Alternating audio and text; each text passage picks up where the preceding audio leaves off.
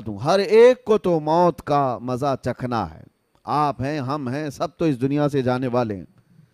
لوگ جیتے ایسے ہیں جیسے ان کو جانا ہی نہیں ہے، لیکن یقین ایسا ہے، سب کو پتا ہے کہ دنیا کا بڑا سے بڑا بادشاہ بھی موت کے چنگل سے بچ نہیں سکتا.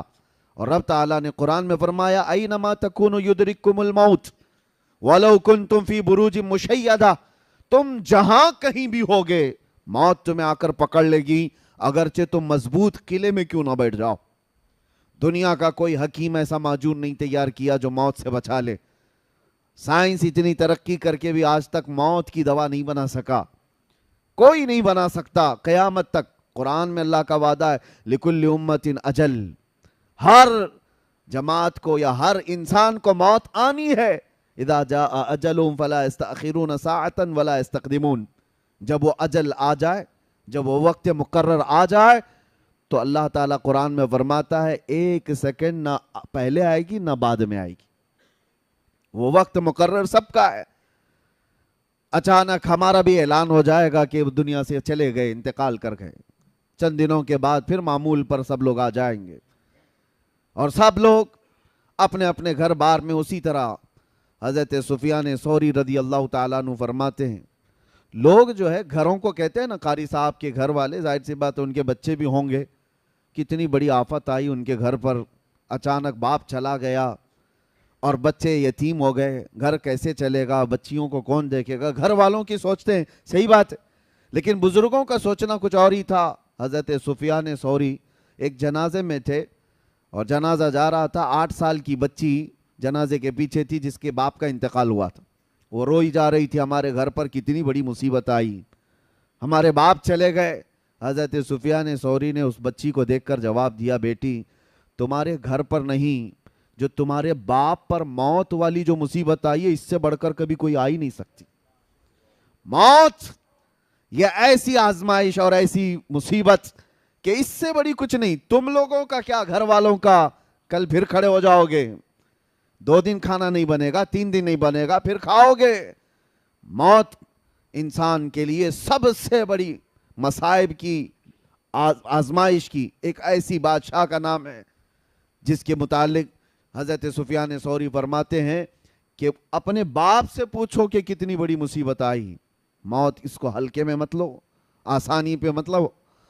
اور جب دفن کر کے آ گئے دوسرے دن وہ قبرستان گئے تھے، حضرت سفیان قبرستان گئے ہیں اور وہی بچی قبر کے پاس بیٹھی رو رہی ہے اور کیا کہہ رہی تھی اپنے باپ سے کہ ابا جب آپ بیمار تھے تو بچھونے میں بچھا دیتی، اوڑھنے میں لا کے دیتی، آپ کو بھوک لگتی کھانے میں لاتی، دوائیاں میں پلاتی. کل کی رات کیسی گزری آپ کی؟ کون بستر پوچھا، کون اوڑھنا پوچھا، کون دوائیاں اور کون کھانے پوچھا. یہ اپنی بچی کے جذبات تھے جو اپنے باپ سے قبرستان میں قبر کے پاس بیٹھ کر کے وہ یوں مناجات کر رہی اپنے الفاظ سے. حضرت سفیان ثوری پیچھے سے سن رہے تھے. انہوں نے کہا بیٹی یہ پوچھ اپنے باپ سے، یہ مت پوچھ کہ بستر کون دیا، اوڑھنا کون دیا، دوائی کون دیا، کھانا کون دیا. یہ دنیا ختم ہو گئی. ان سے اب یہ پوچھ ہم نے جو کفن دیا تھا فرشتوں نے اسے باقی رکھا یا ختم کر دیا. یہ پوچھ ابھی کہ ہم نے نہلا کر کے بھیجا تھا، کہیں اس پر اللہ نے بچھو اور سانپ تو نہیں چھوڑ دی. ہم نے خوشبوئیں لگائی تھی، پیٹ کے پھٹنے کے بعد تعفن اور بدبوئیں تو نہیں پھیل گئی. یہ پوچھ اب مردے سے. میرے عزیزو، بعد کی جو منزلیں حضرت عثمان غنی رضی اللہ تعالیٰ عنہ خلفائے راشدین میں تیسرے نمبر پر، آپ جب قبرستان جاتے تھے اتنا روتے تھے کہ ان کی داڑھی سے آنسوں کے قطرے گرنے لگ جاتے تھے. آپ کے غلام وہ کہتے کہ حضرت عثمان غنی سے کہ جب بھی آپ قبرستان کے پاس آتے اتنا کیوں غم کرتے ہیں، اتنا کیوں روتے؟ وہ کہتے کہ یہی ایک منزل ہے جس سے بندہ نکل گیا تو سب میں نکل جائے گا. یہی وہ منزل ہے. قبر کو آج لوگوں نے ہلکے میں لیا ہے. اور ممبئی والوں کا کیا ہے، 6 مہینے کے بعد قبریں کھج جاتی ہیں. تمہیں تو اور بڑی عبرت کی بات ہے. دیکھو نکلنے کے بعد کیسی ہڈیاں وہاں نکلتی ہیں. وہ وقت کے بڑے بڑے طاقتور سورما لوگ ہیں، بڑے بڑے پیسے والے لوگ ہیں، جو بڑی بڑی گاڑیوں میں گھومنے والے لوگ ہیں، جن کے گھٹنے سے لے کر ٹخنے تک کی ہڈیاں قبروں میں بکھری ملتی ہیں. جب جب قبروں سے مٹیاں نکالی جاتی ہیں کیا آپ نہیں دیکھتے سوکھی کھوپڑیاں باہر آتی ہیں؟ وہ کس کی ہیں؟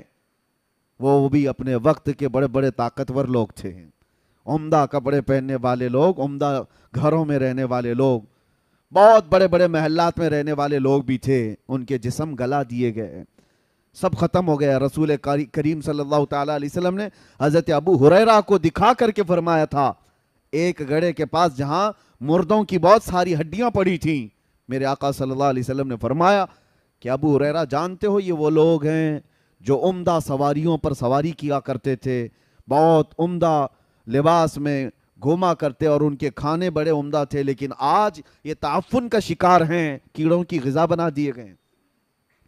یہ انسان کو یہ باتیں اس لیے بتائی جاتی ہیں، اور خاص طور پر آپ سب کو، میرے عزیزوں مسلمانوں کو، کہ جب بندے کو اپنا آخری سفر یاد ہوتا ہے تو غرور اور گھمنڈ میں کبھی نہیں آنا۔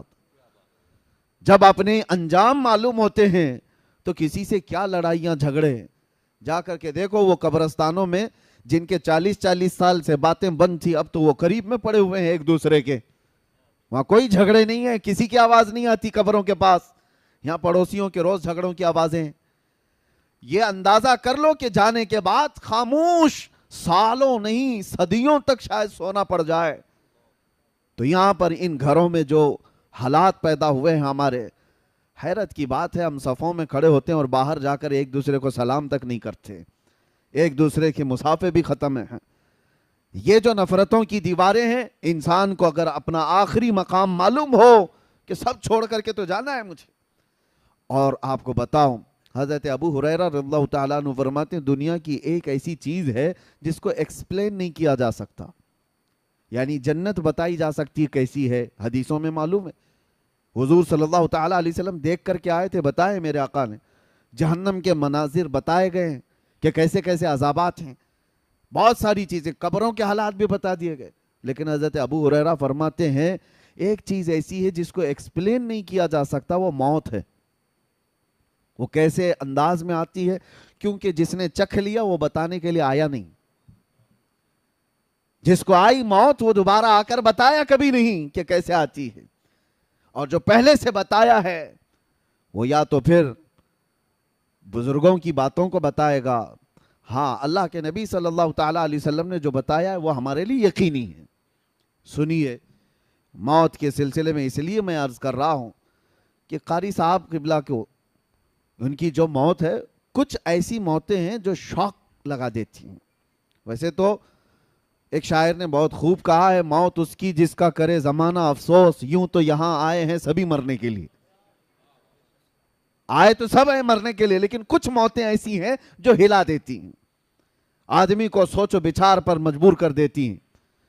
جوان بندہ ہٹا کٹا، ایک دن پہلے اسی مسجد سے وہ میرے پاس آئے تھے، ایک دن پہلے کی بات کر رہا ہوں، وکرولی پارک سائٹ آئے، کافی دیر تک بیٹھے رہے، گفتگو ہوتی رہی، اور انہوں نے کہا کہ حضرت مجھے اس سال رمضان میں مدینہ شریف جانا ہے۔ تو میں نے کہا قاری صاحب کیا تراویح نہیں پڑھا ہوگے؟ نہیں، اس سال ایسا ہے کہ برسوں بعد میں چھٹی لے رہا ہوں مسجد سے، ہماری ٹرسٹ نے دوسرے تراویح کے لیے، یعنی حافظ کے لیے دوسرے کا وہ انتظام کرنے کے لیے میں نے کہہ دیا ہے، انہوں نے خود مجھے ٹرسٹ نے کہا ہے کہ آپ جانا چاہیں رمضان مدینے میں گزار لیجئے۔ میں کہا بہت اچھی بات ہے۔ ہم حافظ لوگوں کا ایک بڑا مسئلہ یہ، میں خود 25 سال سے تراویح سنا رہا ہوں، الحمدللہ، اللہ تعالیٰ سلامت رکھے اور قائم رکھے، اور پچھلے سال، اس سے پہلے سال میں نے اندر بھی تراویح چھوڑی نہیں ہے، پوری تراویح پڑھائی ہے۔ حافظ جو ہے تراویح سے کمپرومائز نہیں کرتا ہے، اسی وجہ سے ہمیں رمضان میں وہاں جانے کا موقع نہیں ملتا، اور اگر کبھی ملتا ہے تو چھوٹی سی جماعت ہی صحیح، وہاں جا کر کے بھی رمضان میں تراویح پڑھانا حافظ کے لیے ضروری ہوتا ہے۔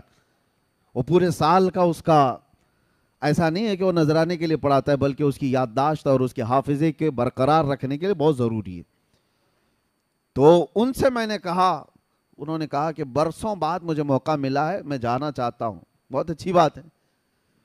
پھر میرے ساتھ ہمارے وہ ادارے میں آئے، کچھ کام چل رہا تھا، کہا ہمارے پاس پی او پی والے ہیں، لڑکوں کو میں بھیج دیتا ہوں، اور یہ تمام باتیں ہوئی، نکل گئے، اور میں اجمیر شریف کے سفر پر، میں پلین میں بیٹھا تھا، اسی وقت فون آیا کہ قاری صاحب کا انتقال ہو گیا. یقین نہیں ہوتا. یہ کچھ ایسی خبریں ہوتی ہیں. اس کے بعد پھر میرے عزیزو یہ جو شاکنگ نیوز ہوتی ہے نا اس طرح کی ہلا دینے والی, تب بندے کو بہت زیادہ سنبھل جانا چاہیے. جو رات کا کھانا ہمارے ساتھ کھایا ہو اور ناشتے کے وقت وہ قبر میں سویا ہو. یہ ہے دنیا بدل جاتی ہے, پوری دنیا بدل گئی. ایک شام پہلے جو مغرب پڑھایا ہو اور دوسری شام مغرب میں وہ قبرستان میں سویا ہو, پوری دنیا تبدیل ہو جاتی ہے. آج ہم یہاں بیٹھے ہیں, ہم میں سے کسی کو نہیں پتا فجر ملنے والی ہے نہیں.